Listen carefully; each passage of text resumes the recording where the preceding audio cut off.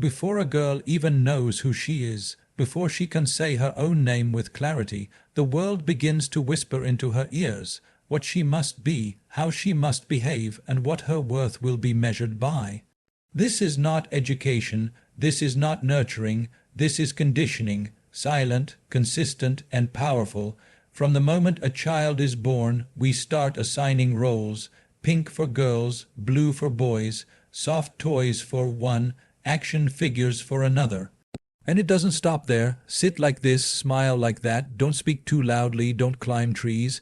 Every instruction is like a line drawn around her spirit. Bit by bit, the infinite possibility she was born with starts shrinking into a shape that the world finds acceptable. This is not done out of cruelty. Most of the time it comes from love, but love without awareness becomes bondage. A mother tells her daughter, "Don't dream too big, it will hurt you." A father says, "Be practical, get married, settle down." Teachers, relatives, neighbors all begin to chisel away at the raw, wild stone of her being, trying to sculpt it into something society will admire, and slowly she begins to forget that the stone itself was already beautiful. When conditioning begins before consciousness, the tragedy is that the girl starts to believe that this is her own voice. She begins to mistake societal fear for personal wisdom. She tells herself, "I shouldn't speak up, it's not ladylike," or "I can't take that job, it's too demanding."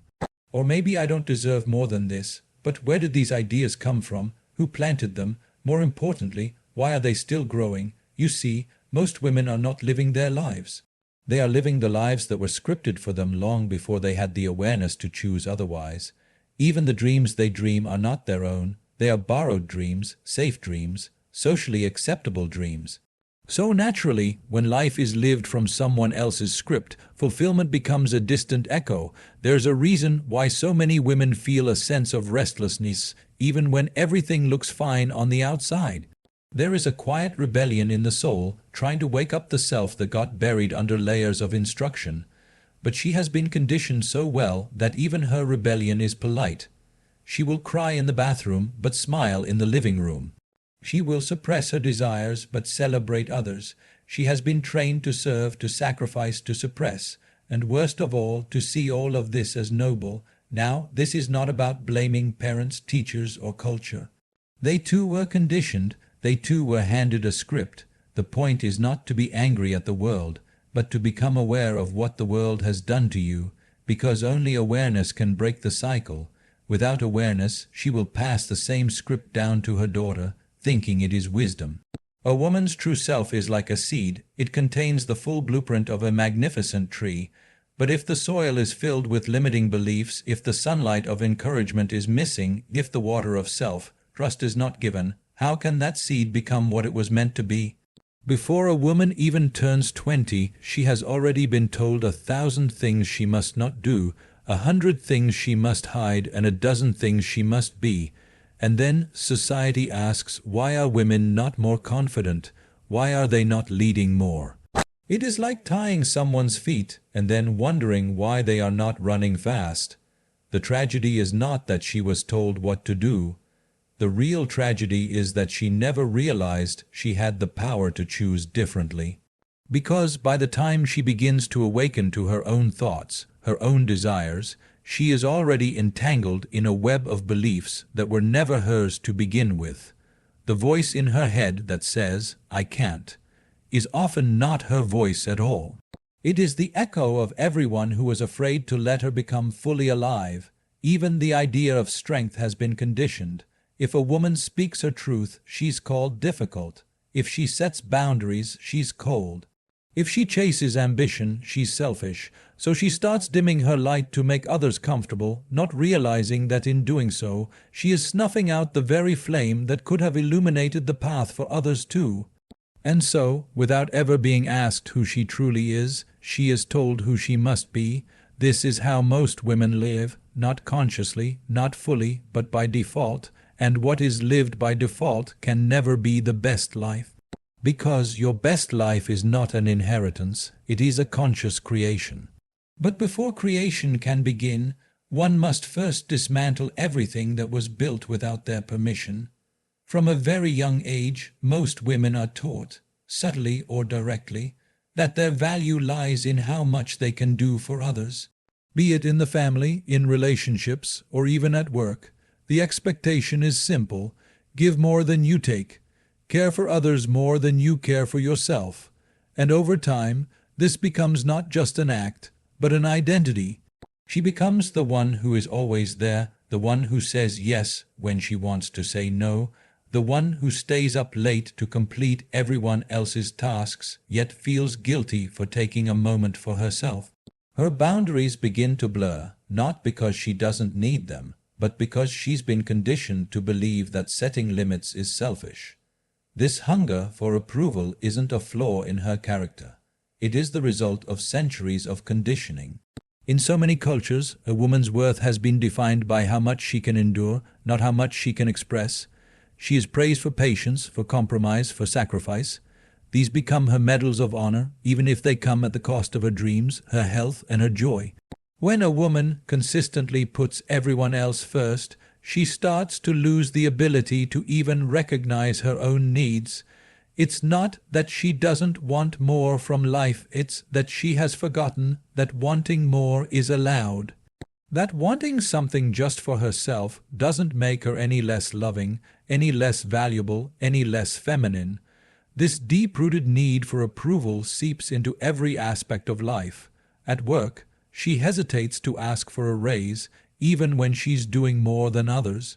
In relationships, she tolerates behaviors that shrink her spirit, just to avoid conflict. With her own ambitions, she second-guesses herself, wondering if she's being too much, too loud, too bold. There is this silent fear that if she truly lives for herself, she will lose love.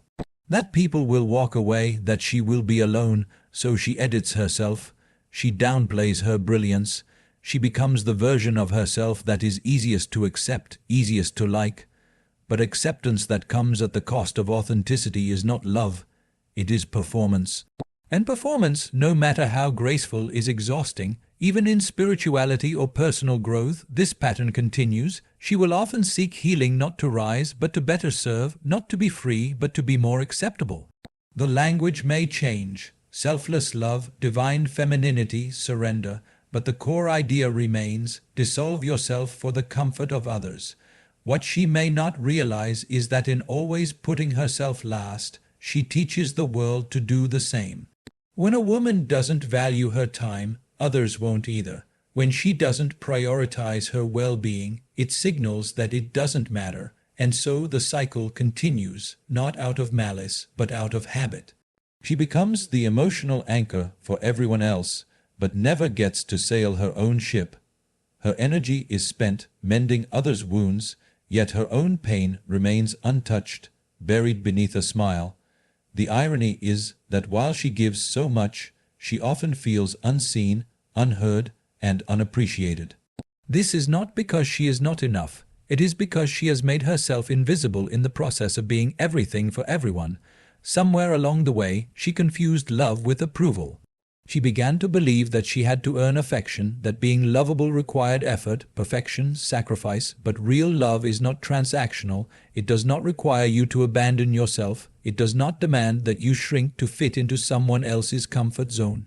And yet, she stays in relationships that do not nourish her, in roles that do not fulfill her, in lives that do not reflect her, not because she doesn't know better, but because the fear of rejection has been woven into her DNA.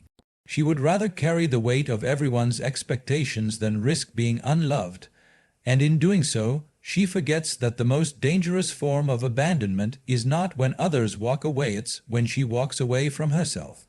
Approval is addictive. It feels like love. It looks like connection, but it often comes with conditions. The moment she stops playing the part, the applause fades. The moment she asserts her truth, the approval turns into discomfort. And so she continues to play the part, not realizing that every time she does, she drifts further away from the life she was meant to live. This life of sacrifice is not always dramatic. Sometimes it's in the small moments: skipping a meal to meet a deadline, canceling a dream to support someone else's, smiling when she wants to scream. These moments stack up, slowly, quietly, but powerfully. And before she knows it, Her life has become a museum of compromises, each one displayed as a badge of love, devotion, and duty.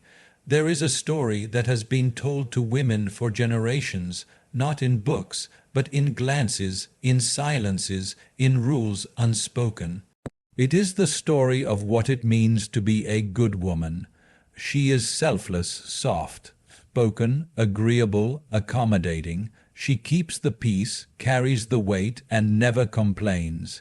She makes herself small so that others may feel big. She is praised not for her fire, but for how well she hides it. This myth of the good woman is not about goodness at all. It is about control. It is a carefully crafted mold that rewards obedience and punishes authenticity.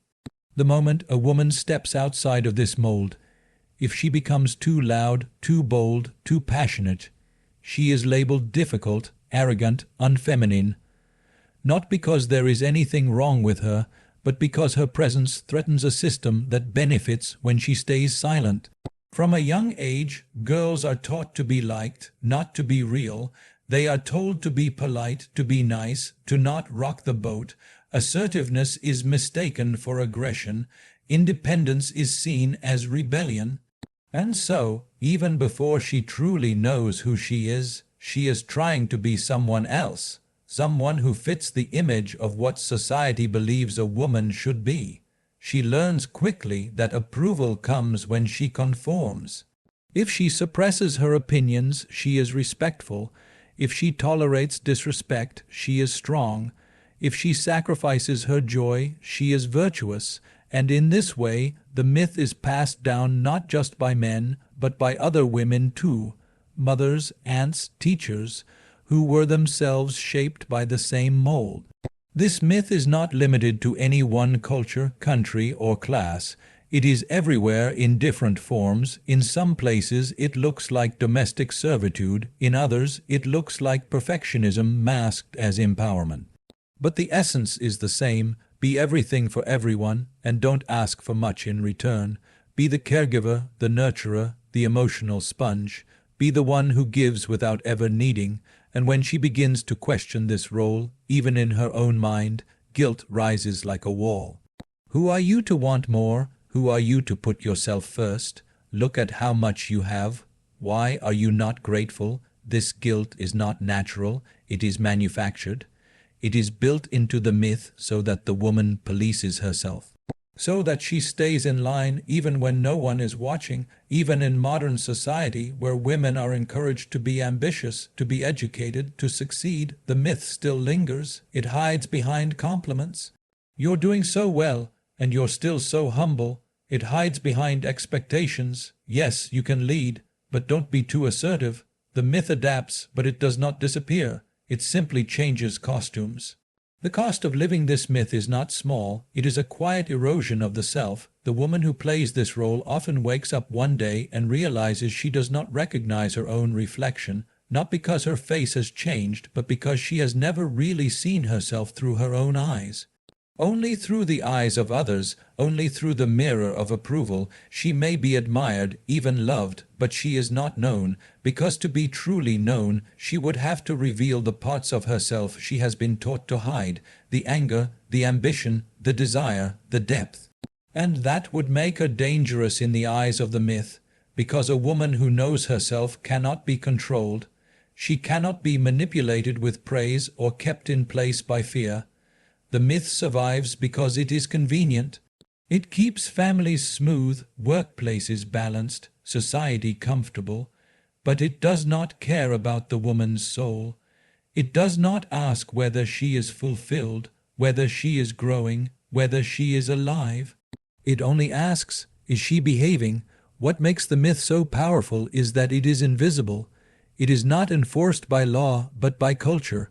Not with chains, but with expectations. A woman may think she is making her own choices, but if those choices are shaped by fear of being unloved, unaccepted, or alone, then they are not truly her own. They are echoes of the myth, and so many women live two lives. The outer life, where they appear successful, graceful, composed, and the inner life, where there is a longing they cannot name. a quiet grief for the parts of themselves they buried in order to be good. A knowing that they were made for more, but that more requires breaking a script that has been followed for centuries. A woman is born with a powerful gift, emotional intelligence. The ability to feel deeply, to sense beyond words, to hold space for others in a way that brings healing without needing to fix. This is not weakness, this is wisdom, this is the intelligence of life itself, flowing not from the mind but from the heart. But the tragedy is that this intelligence is often suppressed, misunderstood, or dismissed as fragility. From a young age, girls are often told they are too emotional. When she cries, she is overreacting. When she expresses anger, she is dramatic. When she shows vulnerability, she is told to toughen up. Slowly, the message becomes clear. Your emotions are a problem. Control them, hide them, silence them. And so she begins to doubt the very thing that makes her whole. In school, she learns to think, but not to feel. Logic is rewarded, intuition is ignored. Emotional expression becomes something she must manage quietly, not something she can use as a tool. And yet, it is this very emotional depth that gives her the ability to connect, to lead with compassion, to understand without needing explanation. But the world doesn't value what it cannot measure. So emotional intelligence is reduced to sentiment, dismissed as softness or worse, seen as a liability. In relationships, this suppression continues. She is often the emotional caretaker, the one who listens, the one who understands, the one who forgives. But who listens to her, who understands the complexity of her emotional world, who gives her the space to fall apart without being labeled unstable? Often no one, so she keeps it all inside. She learns to smile through pain, to stay calm in chaos, to be strong for others even when she feels like she's drowning. This habit of emotional suppression doesn't just affect her relationships with others, it affects her relationship with herself. She starts to distrust her own feelings. She may feel uneasy in a situation, but talk herself out of it. She may sense something is off, but convince herself she's overthinking. Her inner compass becomes foggy, not because it is broken, but because she has been taught to ignore it. Even in the workplace, the same pattern emerges. If she brings empathy into her leadership, it is seen as softness. If she speaks from the heart, it is called emotional. The very qualities that could transform teams and cultures are kept in check because they do not fit into the sharp, rigid structures that define success, and so she adapts, she becomes what is expected. But in doing so, she leaves behind parts of herself that were never meant to be hidden. What's even more damaging is that she begins to internalize these beliefs. She starts to see her emotional depth as a weakness. She tries to become more logical, more detached, more professional. But this professionalism often means becoming less human, less connected, less whole, and deep down she knows something is missing. There is a silent grief that comes from denying your own emotions, not the loud, visible kind of grief, but the kind that settles quietly into the bones. It makes her tired for no reason. It makes her restless at night. It creates a gap between the life she's living and the life she longs for, not because she lacks success, but because she has lost contact with her inner world. Emotional intelligence is not just about feeling, it's about knowing. Knowing when something is off, knowing when someone is hiding behind their words, knowing what needs to be said even when it's difficult. It is a deeper intelligence, one that cannot be taught in textbooks. It must be lived, honored, expressed. But when it is suppressed, a woman becomes a stranger to herself, and the suppression doesn't only happen on the outside. She begins to suppress her own anger, thinking it's wrong. She silences her sadness, thinking it's weakness. She numbs her joy, afraid it will be too much. Over time, her emotional landscape becomes muted, flat. She feels less pain, perhaps, but also less pleasure. Less passion, less connection to life. When emotional intelligence is honored, it becomes a guide. It becomes the voice that whispers truth when logic fails. It becomes the courage to feel deeply in a world that tells you to stay numb. It becomes the wisdom to respond instead of react, to create instead of control, to love without losing yourself. But when it is suppressed, a woman loses access to one of her greatest powers, not just to connect with others, but to truly know herself. Power is not something that always has to be taken by force. More often, it is something that is quietly handed over.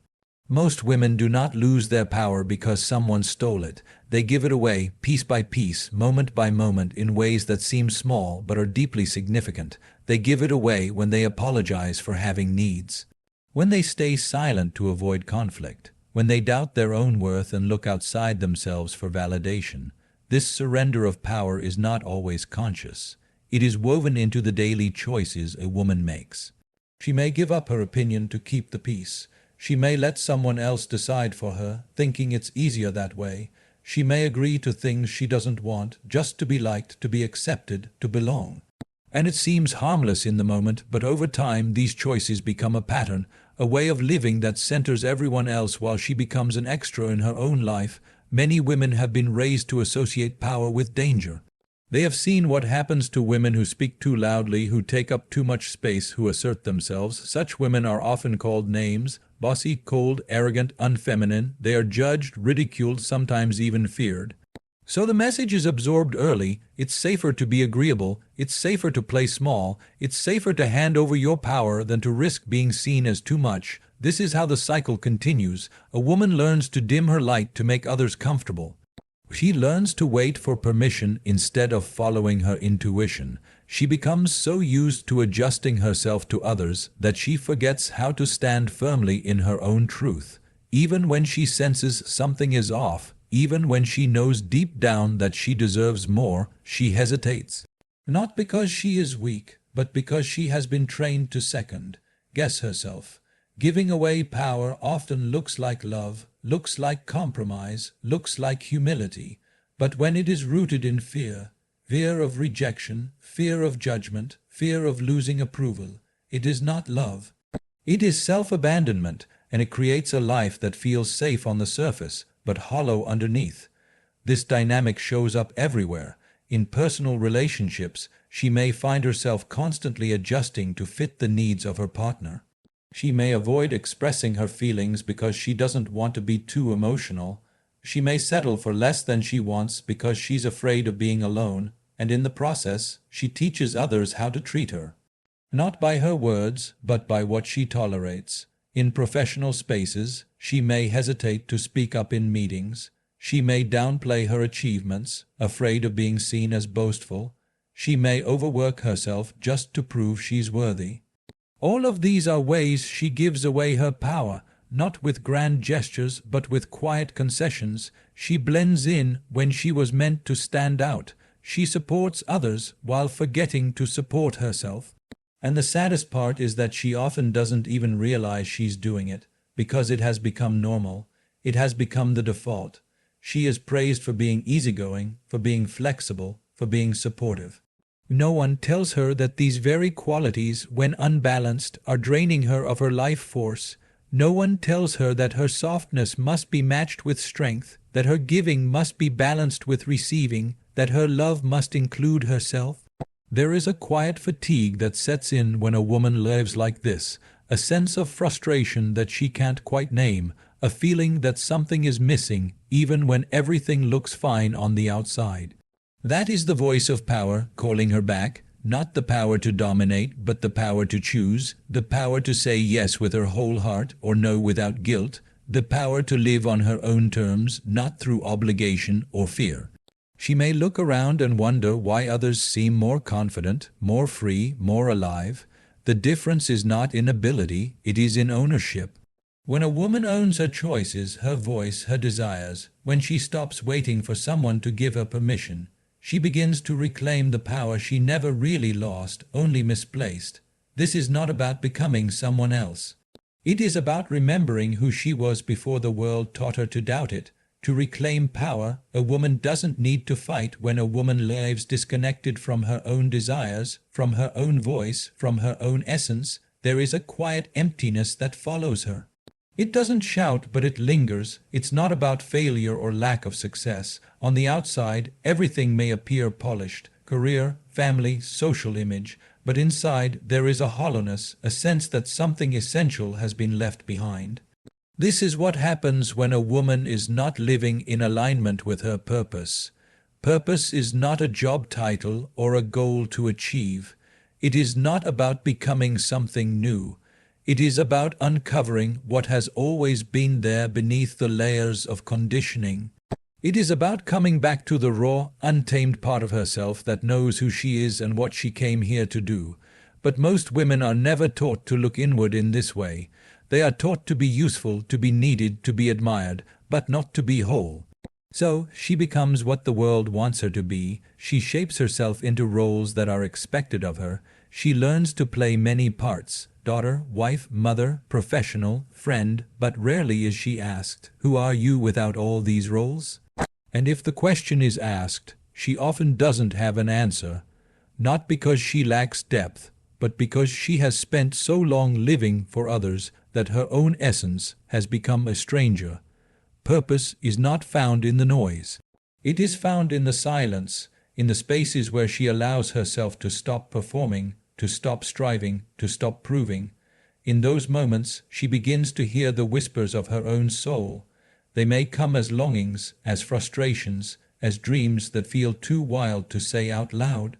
But those whispers are not random. They are invitations, invitations to return to herself, to reclaim the parts she abandoned for the sake of fitting in. A woman disconnected from her purpose may feel restless without knowing why. She may keep setting new goals, chasing new experiences, but nothing seems to satisfy. She may achieve everything she was told to want, only to find herself wondering, is this all there is? That question is not a crisis. It is a calling. It is the soul trying to speak through the cracks of a life that looks right but doesn't feel true. Living without purpose often feels like walking through life with a mask on, smiling when you want to scream, saying yes when every cell in your body wants to say no, showing up day after day while a quiet voice inside keeps saying there's more, not more in terms of ambition or success, but more in terms of depth, truth, meaning. When a woman begins to reconnect with her purpose, everything starts to shift. She begins to care less about approval and more about alignment. She stops asking, "What will they think?" and starts asking, "Does this feel right in my body, in my spirit?" She no longer needs permission to follow what lights her up, and that light doesn't need to look impressive to others. It just needs to be real to her. This is not about grand gestures, it's about daily choices. Choosing presence over performance, choosing honesty over harmony, choosing to listen to the quiet knowing inside rather than the loud opinions outside. These choices may feel small, but they are revolutionary. Because every time a woman chooses her truth, she plants her feet more firmly in the ground of who she really is. The world does not benefit from women who are disconnected from their purpose. It does not need more perfection. It needs more presence, more women who are rooted, awake, alive, not because they have all the answers, but because they are no longer pretending. A woman living in her purpose becomes a force, not loud, not forceful, but undeniable. There is a clarity in her eyes, a steadiness in her step. She is not easily shaken because she is anchored in something deeper than circumstance. But this journey is not always easy. Reclaiming purpose means unlearning much of what she has been taught. It means disappointing others who only loved the version of her that was easy to manage. It means walking away from roles that brought comfort but not truth. It means stepping into the unknown, into a life that may not always be understood by others, but is deeply felt by her. A woman's purpose doesn't have to make sense to anyone else.